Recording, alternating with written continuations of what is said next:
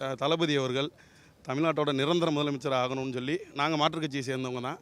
ஆனால் தொடர்ந்து ஒரு 30 வருடங்களாக எனக்கு விவரம் தெரிஞ்சதுலேருந்து நாங்கள் தளபதி ஃபேன் தான். இப்போ தளபதி எங்கள் மதுரைக்கு வர்றாரு. சொல்ல வார்த்தை இல்லை, நிறைய எமோஷன்ஸ்லாம் கண்ணாடி கலட்டினா தெரியும், கண் கலங்கியிருக்கு இந்த கூட்டத்தெல்லாம் பார்க்கும்போது.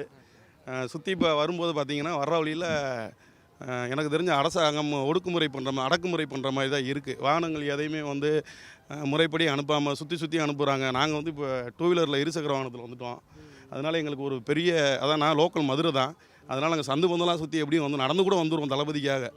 இது மாதிரி வெளியூர்லேருந்து தென் மாவட்டங்கள்லேருந்து சேலம் மாவட்டம், கோவை மாவட்டம், தமிழ்நாட்டிலேருந்து நிறைய பகுதியிலேருந்து வர்றாங்க.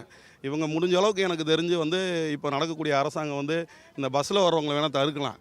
ஆனால் தளபதியோட வெறியர்களை வந்து ட்ரெயினில் வர்றவங்களையும் ஃப்ளைட்டில் வர்றவங்களையும் இவங்க எப்படியும் தடுக்க முடியாது. நடந்து கூட வந்துடுவாங்க. ஏன்னா அந்தளவுக்கு தளபதி மேலே எங்களுக்கு ஒரு இனம் புரியாத ஒரு பாசம், ஒரு வெறின்னு கூட வச்சுக்கோங்களேன். எங்கள் தளபதியை ஆட்சியில் அமர்த்தணும்னு சொல்லி நாங்கள் எல்லோரும் ஒரு முழு மனதாக இங்கே வந்து நிற்கிறோம். அது நாளைக்கு கூட்டத்தில் கண்டிப்பாக எல்லாத்துலேயும் பிரதிபலிக்கும்.